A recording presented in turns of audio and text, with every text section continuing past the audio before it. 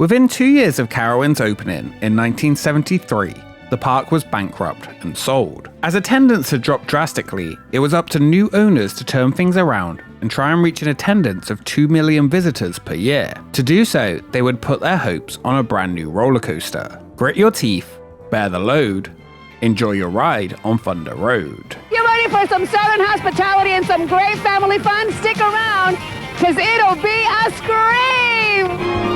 Carowinds, it's a magic breeze. Let the breeze take you where you please. A magical world of history. Laughter, excitement, and fantasy. Carefree winds drift along with ease. Let the breeze take you where you please. Where each day's a holiday, every day is Saturday. Fun never ends. Carowinds.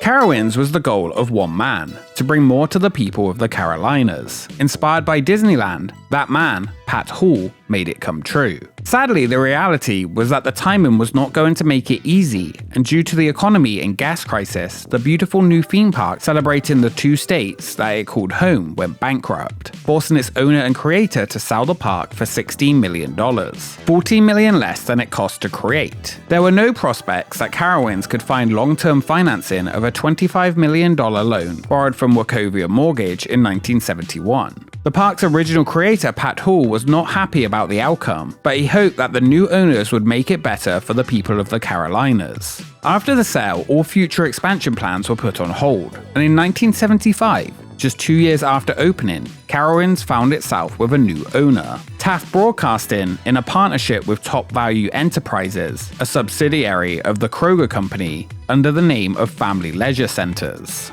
One of the owners, Taft Broadcasting, were already the owners of Kings Island and Kings Dominion, along with Hanna-Barbera Productions. So immediately, they began putting popular Hanna-Barbera characters into Carowinds. Taft Broadcasting said that one of the problems with the original owners was that they did not expand to bring people back. Carowinds recently went bankrupt with the lowest park attendance that it had ever seen, and something had to change. The park's management were not hopeful that the new company could reverse the downward trend on the park's attendance, and it was said to be a sign people were not smitten with the product currently offered. The only way to make change happen, if it was even possible, would be to get people interested again. The new owners said that to make a theme park work, you've got to add something new and exciting every year to keep people coming back. That was the problem with Carowinds before. There was nothing new for the people to come back and see the next year. To fix this, next year, Taft intended to spend $4 million in expansion, including the building of a large roller coaster.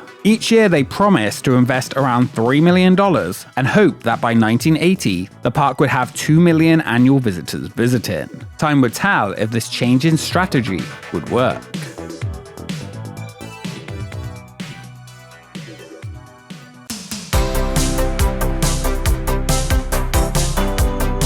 Not only would the new owners mean new rides, including the quick addition of that Hanna-Barbera land, but the park's layout and pathways and its full service would be streamlined. Originally, the park had wanted an upscale, personal feeling to dine in, but it was turned into more of your standard quick service meal, increasing dining availability and speed. New entertainment was added quickly, such as a new bird show and skydiving. With all the changes, the new owners of Carowinds were hopeful for the park's future success. That recently seems so uncertain. By summer, attendance was down even more, 5% lower than the previous year, and the quick fixes did not seem to be working. The new owners blamed the sagging attendance on the economy and what they called the negative public image of the 73-acre park on the North-South Carolina state line. By July of their first year in charge, they had scrapped estimates that they would draw 1.2 million visitors in that first year. Getting 2 million by 1980 started to seem like a stretch. They continued to insist it was the public image, and that it had been hurt because no new thrill rides had been added to the 3-year-old park since it opened. They had added a Scooby-Doo coaster, an amphitheater, 5 children's rides and shows, and so far it hadn't worked. All hope laid on the addition of a new giant roller coaster coming next year to turn things around. They had to change the word of mouth of Carowinds' public image.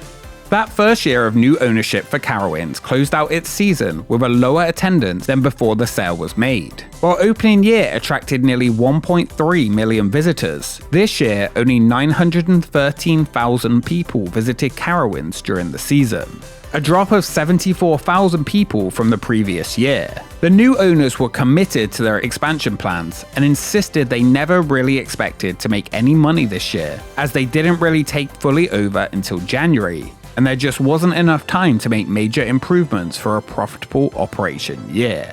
To try and help, Carowinds would shorten their 1976 season. They would now not operate on Mondays, and at all after September. Next year would be the most important in Carowinds history yet. If it wasn't a success, then the future of Carowinds would be uncertain. The hype for the 1976 edition began in March, ahead of the park's official opening on April 3rd. What had been in the plan since the moment the sale was done, a new version of something iconic they had already built twice before, was coming, and they believed that they had the perfect theme that celebrated Carolina's history.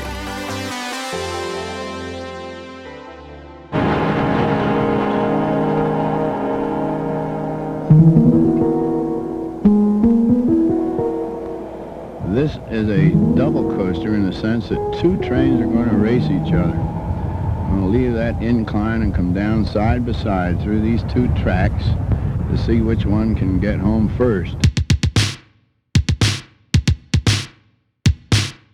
In 1972, Taft Broadcasting had opened Kings Island with an iconic roller coaster, the Philadelphia Toboggan Company's dueling wooden coasters designed by John C. Allen, the Racer. The Racer had revitalized roller coasters in the United States, beginning a new period of bigger and more exciting rides that would follow for decades, after many years of declining roller coaster numbers. It was also a huge hit at the new Ohio theme park. They would use that success and the model again in 1975 with the opening of King's Dominion with the $1.5 million Rebel Yow, the then touted biggest twin-track racing coaster in the world. They wanted the thrill, but not too much thrill, and none of the real safety issues that had come with early wooden coasters. King's Dominion proudly advertised that a sack of wood shavings would stay on a passenger seat throughout the whole ride without being tied down. Why wood shavings? I don't know.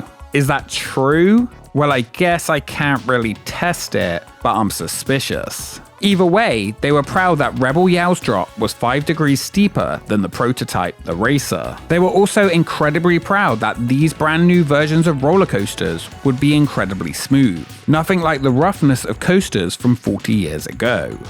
The design of a roller coaster is very simple. Of course, we have to thank Isaac Newton for most of it, although now, with space-age technology, they say that he wasn't always correct in his formulas for gravity. However, until something better comes along, I still use his formulas. Rebel Yell at King's Dominion is a straight out and back coaster, although it is a double track coaster, placed side by side where two trains race each other from beginning to end.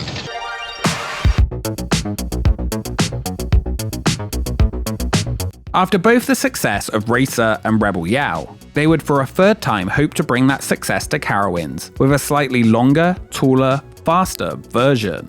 Carowinds' new roller coaster would be designed by Curtis Summers, who had worked alongside John C. Allen on the structural engineering of Kings Island's wooden coasters. John C. Allen had retired from the Philadelphia Toboggan Company in 1976, so all work on future Taft wooden coasters would be led by Summers. For the ride's theme, they would be inspired by the 1958 movie Thunder Road. The film, which deals with the old moonshine running days in the Carolinas and Tennessee, was about speed, daring, and excitement, and that is exactly what Carowinds said their new roller coaster would be about. Now, how rough do you want it?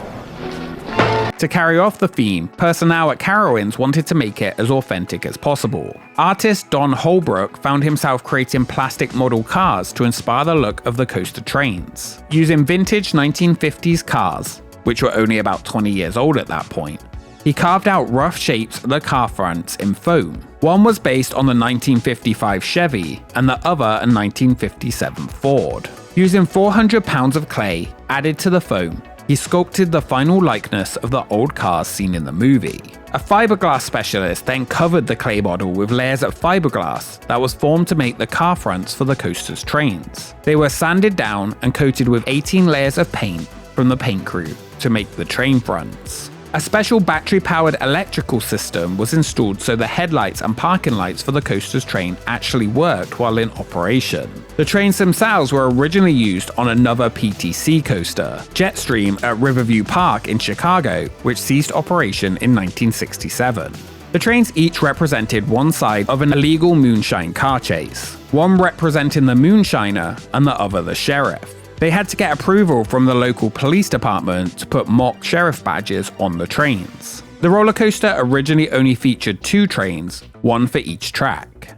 Cooperating with the Bureau of Alcohol, Tobacco and Firearms, Carowinds were given 2 illegal moonshine stills, which were confiscated recently in the mountains of North Carolina to display outside the coaster.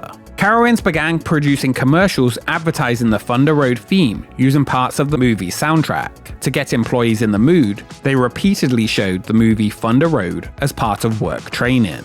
Wooden roller coasters are a piece of art, and each piece of lumber was measured, cut, drilled, and put into place by hand at the park, with many answering ads in the local paper looking for carpenters. Construction of the giant wooden coasters used more than 500,000 feet of lumber, 60 tons of nails, bolts, and track, and 5,500 gallons of red, white, and blue paint. The rides each reached a height of 93 feet tall, just a little higher than the original 2 versions, with each track being 3,819 feet long, with a maximum top speed of 58 miles per hour. During the ride, the tracks actually spanned both states, so those riding got to travel between North Carolina and South Carolina during its 2-minute runtime. It featured a classic out and back layout with hills and offered a ton of fun with that classic coaster feel. As you ascended the lift hill, there were Burma-shaped signs that would become iconic, with sayings that would instill fear in those ready to ride. The $1.6 million coasters opened on April 3, 1976. People loved the new Thunder Road coaster, and it would become a staple attraction at the park. A dedicated team was hired for it, with 2 engineers who would work 2 a.m. to 10 a.m. daily, inspecting, repairing, and making sure everything was working right for every piece of track or bolt on the attraction to make sure it was safe for the day's operation, inspecting around 10 feet of track per minute.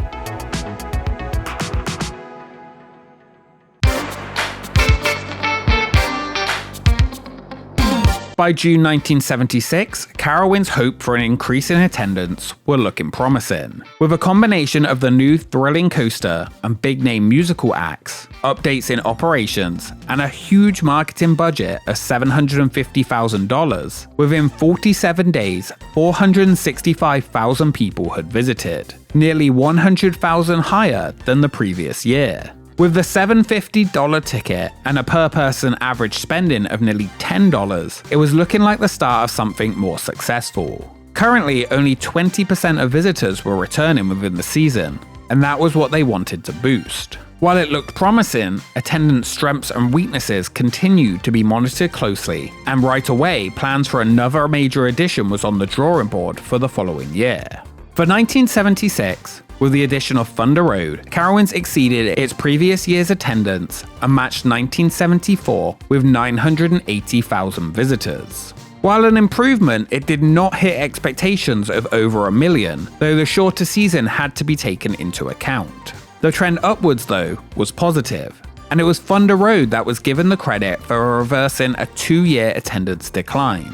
While a good start, they had to do more and to continue investment, and a new ride had been ordered already. That new ride would be announced in October, a launch-in looper that took riders upside down in forward and reverse. Carowinds would spend $1.1 million on the first ride of its kind on the East Coast with White Lightning, a Schwarzkopf shuttle loop that would call the park home for 11 years. The combination of a wooden coaster and the shuttle Schwarzkopf was one that worked at King's Dominion, and here the 2 rides would be known as Thunder and Lightning.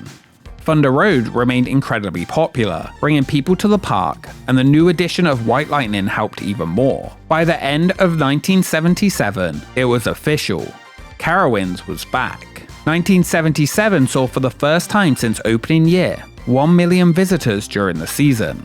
Carowinds officials said that since taking over, interest in their big-name concerts, the new White Lightning and the addition of Thunder Road had saved the park and secured its future. Without these additions, then Carowinds could have ceased to exist. They said they were pleased but always shooting for more attendance. 1977 closed out with a 16.6% increase over the previous year, at 1.24 million visitors. Within 2 seasons, Taft and Kroger had turned the park's fortunes around, and they only had bigger plans. They still had not topped opening year, but they were getting close, and it showed major additions were what they needed to make it happen. Concerts were bringing people back throughout the year, and the coasters kept them thrilled. The only problem was that spending so much on new major attractions every year was just not feasible. They hoped by adding smaller attractions every year and a major attraction every 5 years, they would keep attendance on the rise. Much of Taft's focus at the time was also on the upcoming new park near Toronto.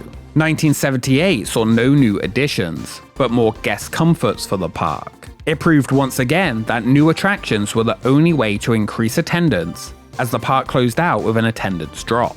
As for Thunder Road, in 1978 it saw the addition of 2 new trains on the coaster to greatly increase the ride's capacity from 1,800 per hour to 2,800. For a short time, the 2 original themed car trains operated with 2 open bar front trains. These original trains with the car design were heavy and were putting unneeded stress on the track.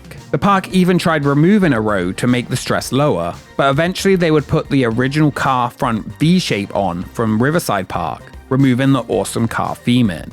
6 years after opening, those original 4 trains were replaced with new matching trains created by PTC. The new ones would be incredibly plain looking. There was a rumor for many years that the original trains were buried in the park's scrapyard, and that enthusiasts had been trying to find them for years for preservation. It even made the news, though it turned out they were actually just scrapped.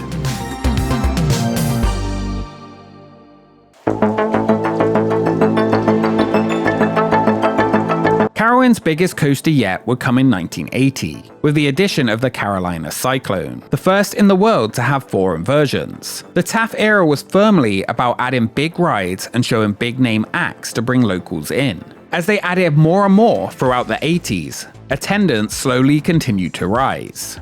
Carowinds' original founder had passed away in 1978. While he never wanted to sell the park, he hoped that the new owners continued to make it a fun place for the people of the Carolinas, while promoting the states themselves. In 1984, King's Entertainment, formerly Taft, took sole control of Carowinds. They had successfully expanded, added new rides, and increased attendance and revenue at a park that nearly went out of business. On years that King's Entertainment added major additions, attendance was up. On years they didn't, it was down. In 1986, Thunder Road celebrated 10 years at Carowinds. People got married on the ride that turned things around for the park. Thunder Road had firmly been planted as the iconic Carowinds ride that many grew up riding and loving. Not too scary for most, but not too tame either. Over the years, as the park around it changed, it remained a staple from the first decade, and during its anniversary in 2006, 30 sets of identical twins rode the coaster 30 consecutive times. We are celebrating Thunder Road's 30th birthday. We are celebrating it by having sets of identical twins ride our twin roller coaster, Thunder Road. And it's just a great way to kick off opening day weekend with the park opening this Saturday, March 25th. By the end of the 80s, much of the iconic attractions from opening day that wasn't thrill related had been or would soon be removed. The riverboat, the monorail, the sky ride. The park, which was designed with a Carolina feel, slowly began to move away from that. The 80s have proven that to get people into Carowinds, they didn't just want to see beautiful carousels and boats. People wanted thrills, and King's Entertainment would give it to them. Park attendance increases only came on years big rides were added. People would come back for them, or come from far to see them. The park that opened in 1973 was completely different to the one that closed out the 1980s, and all of that came from Thunder Road. When Carowinds opened in 1973, 1.2 million people came to see the vision of one man. What was originally inspired from Disneyland, that was full of charm, made way for something completely different. something that had been seen a necessity to survive.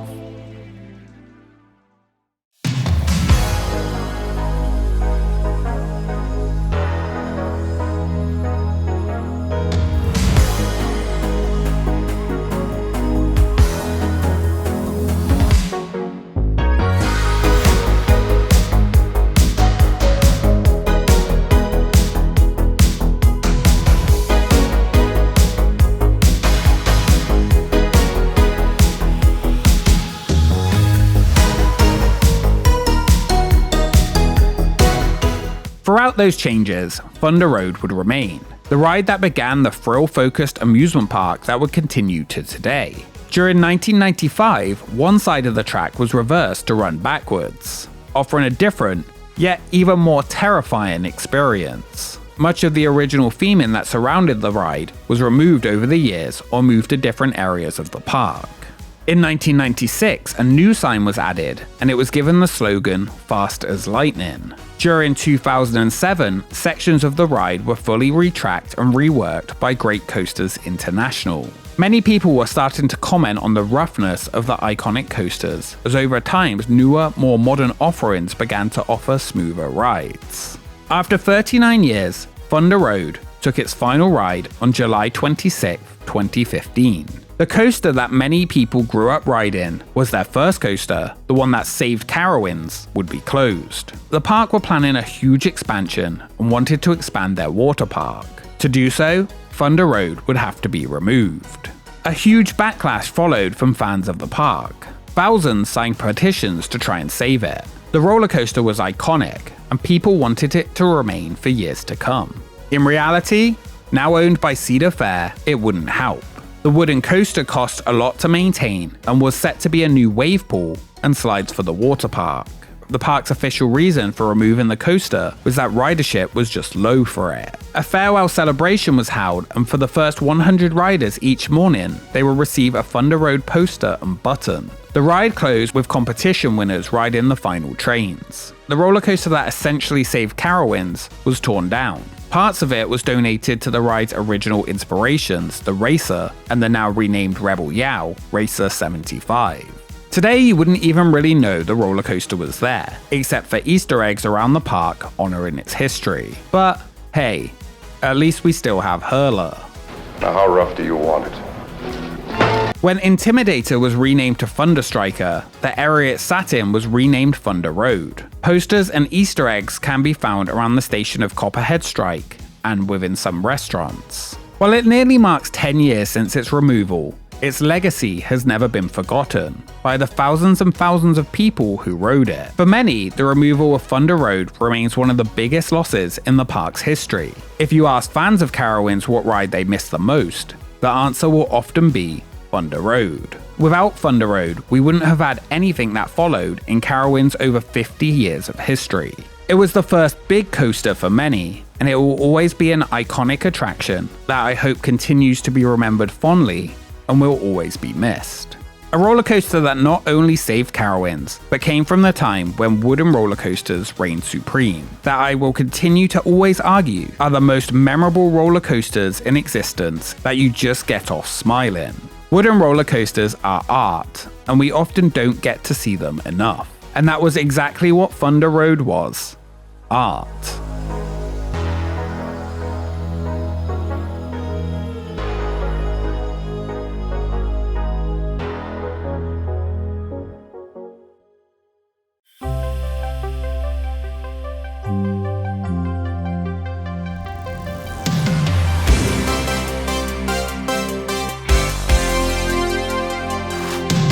After Carowinds was sold in 1975, King's Entertainment had spent millions of dollars a year to bring people back.